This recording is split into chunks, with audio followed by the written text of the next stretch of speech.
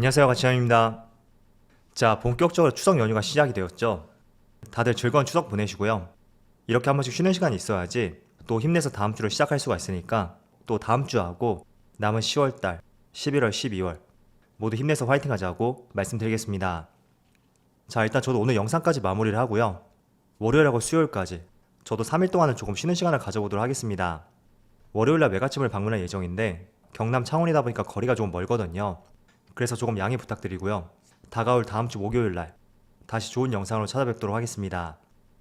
자, 오늘 영상은 일단 지난주에 외국인과 기관의 수급을 보면서 우리가 주목할 수 있는 산업, 종목 이런 것들 한번 체크해보면서 이야기를 한번 풀어가 보도록 하겠습니다. 먼저 어제 새벽에 종료되었던 미국 3대 지수를 살펴볼게요. 일단 S&P 500 0.9% 하락이 나왔고, 그리고 나스닥도 똑같이 0.9% 하락이 나왔습니다. 그리고 다우지수도 0.5% 하락이 나오면서 일단 전반적으로 미국 3대 지수의 시장 흐름이 그렇게 좋지 못했습니다. 그래서 만약에 다음 주에 국내 추석이 없었다면 이런 부분이 월요일날 조금은 영향을 미칠 수 있는 가능성이 상당히 높았을 거예요. 그렇지만 국내 휴일이 포함이 되었기 때문에 또 다음 주 월요일하고 화요일 그리고 수요일까지 미국 시장 흐름이 다시 반전이 된다면 충분히 상승시킬 수 있는 부분이기 때문에 어제 새벽에 종료되었던 미국 시장 흐름이 좋지 못하다고 하더라도 크게 의미부여할 부분은 아니라고 생각하고 있습니다.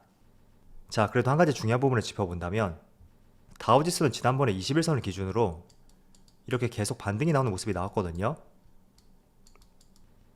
그런데 최근 들어서는 21선에서 크게 반등하지 못하고 횡보하는 기간이 조금은 길어지고 있습니다. 그리고 S&P 500도 마찬가지로 지난번 21선 이 부분에서 항상 반등이 나왔는데 이번에도 그 위치까지 내려왔거든요. 그래서 과거처럼 반등이 나오는지 한번 지켜보고요.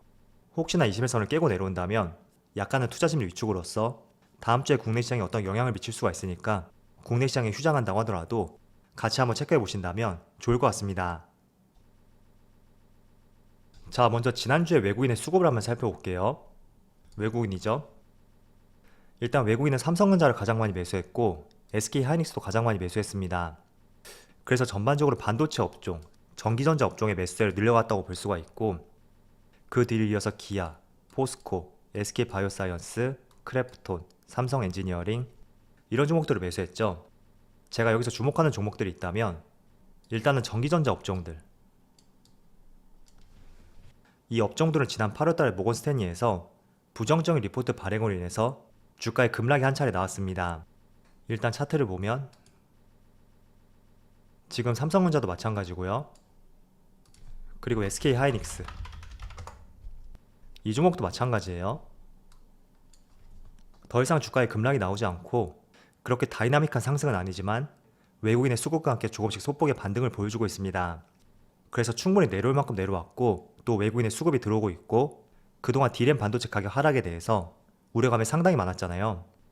그런데 그런 부분이 충분히 두 종목에 대해서 저는 이미 반영이 되어 있다고 생각하고 있습니다. 그래서 D램 가격이 조금 더 하락한다고 하더라도 크게 낙폭을 키울 거라고는 생각이 되지 않고요. 오히려 반대로 D램 가격이 조금만 반등이 나온다던가 이제는 저점을 형성했다 이런 분위기가 조성이 된다면 또 빠르게 반등이 나올 수 있는 업종이기 때문에 크게 고점에 대한 부담감 그런 것들이 없는 상황에서 저는 반도체, 전기전자 업종을 꾸준히 관심을 가져보기에 좋은 시점이라고 생각하고 있습니다. 자, 그리고 세 번째가 기아, 그리고 네 번째가 포스코죠. 포스코 한번 체크해 볼게요. 자, 포스코의 차트를 보시면 지난 8월 중순에 약간은 전기전자 업종하고 비슷한 시기에 급락이 나왔었는데 굉장히 빠르게 반등을 하고 있어요. 그리고 차트를 조금만 늘려보면 지난주에는 월요일을 제외하고 주가가 그렇게 좋은 모습을 보여주진 않았습니다. 자, 그런데 수급을 한번 살펴보면 지난주 9월 13일부터 이때부터죠. 차트의 흐름은 그렇게 좋지 못하지만 외국인은 여전히 꾸준한 매수세를 보여주고 있고 기관 쪽에서 조금의 매도세가 나오게 되었습니다. 그래서 외국인의 포지션은 변함이 없는데 기관 쪽에서 차익 매물이 나왔다고 볼 수가 있고 또 철강 업종은 경기 회복에 따라서 하반기로 갈수록 실적이 더 좋아질 것이라는 그런 내용들이 상당히 많습니다. 그래서 최근에 외국인의 매도세가 나오긴 했지만 그래도 추석을 앞둔 시점이었던 만큼 다음 주에 기관의 매수세가 들어오게 된다면 충분히 다시 한번 반등을 보일 수 있는 그런 종목이라고 생각하고 있습니다. 자, 그리고 철광석 가격을 한번 살펴보면 사실 지난 8월 달부터였죠. 중국에서 수출 증지세를 폐지함에 따라서 수요가 줄어들 것이고 그에 따라서 철광석 가격이 크게 급락을 하였습니다. 그리고 지금도 회복하지 못하는 모습을 보여주고 있는데 지금 가격들을 살펴보면 작년 연말 수준, 이때 수준밖에 되지 않아요. 자, 그래서 가격적인 측면만 본다면 작년 말 철광석 가격이 지금 이때의 수준까지 내려왔지만 그럼에도 불구하고 외국인의 매수세를 꾸준히 보여주고 있다. 그런 부분에 단순히 가격적인 측면보다는 수요가 여전히 견조할 것이다. 그런 부분에 조금 더 점수를 부여하고 있는 것 같습니다. 그래서 철광석 가격은 크게 반등이 나오지 않은 상황에서 외국인들의 매수세가 들어오고 있다. 이 점을 한번 집중해서 보시고요.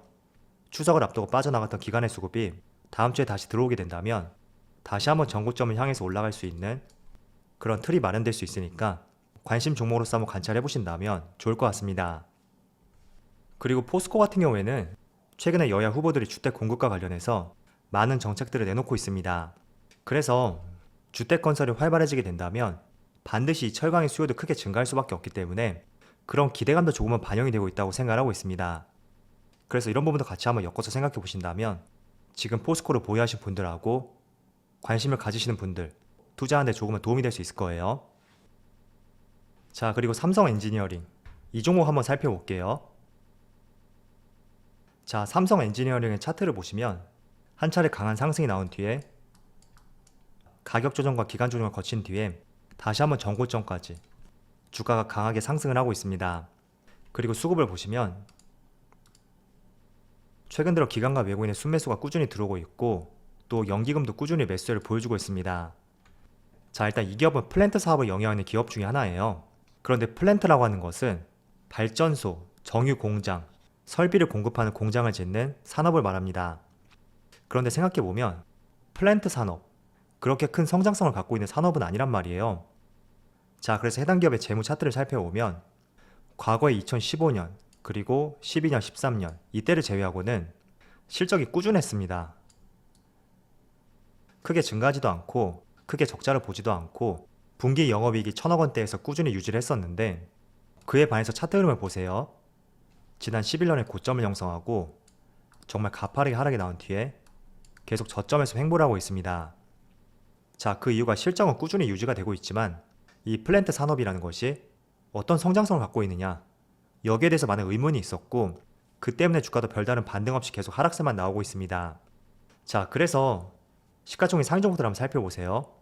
정말 영업이익이 얼마 되지도 않는데 시가총액 상위 종목에 포함된 기업이 있을 거예요. 대표적으로 카카오뱅크, 그리고 삼성바이오로직스. 자, 이런 기업들은 단순히 영업이익이 낮기 때문에 고평가되어 있다, 이렇게 분류를 할 수가 없습니다. 이 성장성이라는 것을 다르게 표현한다면 꿈이라고 할 수가 있거든요. 그래서 많은 사람들이 그 기업에 대해서 꿈을 가지고 있다면 충분히 영업이익이 적다고 하더라도 시가총액이 높아질 수 있다고 생각하고 있습니다. 테슬라도 마찬가지죠. 그래서 그 기업이 고평가되어 있는지 혹은 저평가되어 있는지 그걸 판단하기는 정말 어렵기 때문에 우리가 스스로 그런 것을 판단하지 마시고요. 시장이 어떻게 바라보고 있느냐, 조금은 주관적인 시각으로서 한번 생각해 보는 것이 좋은 방법이라고 생각하고 있습니다. 자, 조금은 내용이 조금 뒤로 샜는데 아무튼 자, 그럼 이 종목이 어떤 내용이 있길래 이렇게 다시 상승이 나오고 있을까 한번 살펴볼게요. 자, 대신증권에서 삼성 엔지니어링 탄소 제로 핵심 기술 부각 목표 주가 상향, 이런 타이틀의 기사가 나왔습니다. 그리고 내용을 조금 더 살펴보면 안정적인 그룹사 물량이 전제가 되어 있고 또 유가 회복으로 인해서 해외 플랜트 발주가 다시 증가하기 시작했다, 이런 언급과 함께 아울러 최근에 친환경 사업 모멘텀도 부각이 되고 있고 탄소 포집, 그리고 수소, 암모니아 이와 같은 친환경 사업도 확대가 기대가 된다 라는 이야기를 하였습니다. 자, 그래서 제 영상을 꾸준히 보신 분들이라면 제가 그동안 탄소 제로, 탄소 중립, 친환경 이런 말을 상당히 많이 했을 거예요.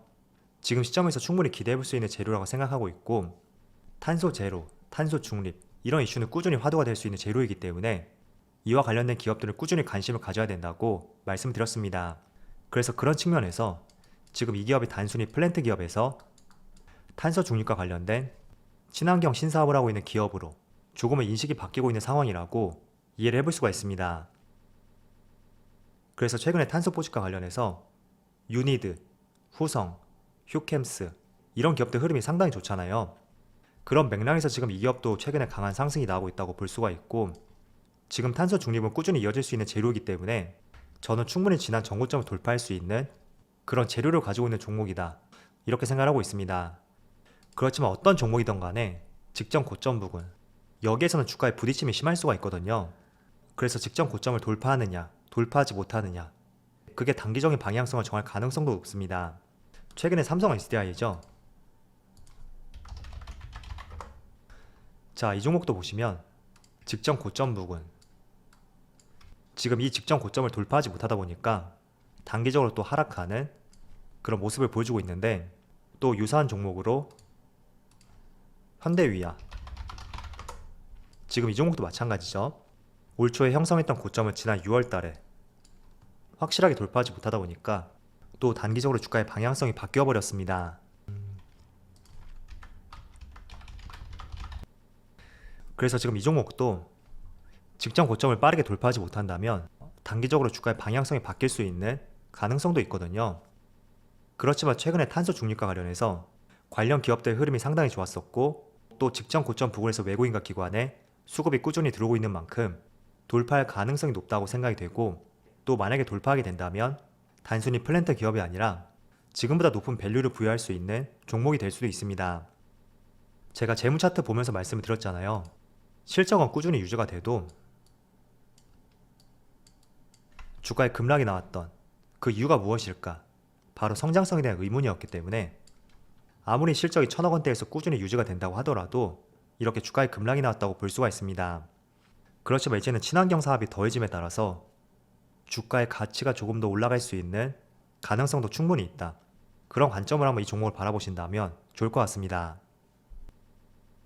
자, 그리고 많은 다양한 종목들이 있는데 하나하나 살펴보기에는 시간이 많이 길어질 수가 있으니까 개인적으로 다른 종목들도 한번 살펴보시고요.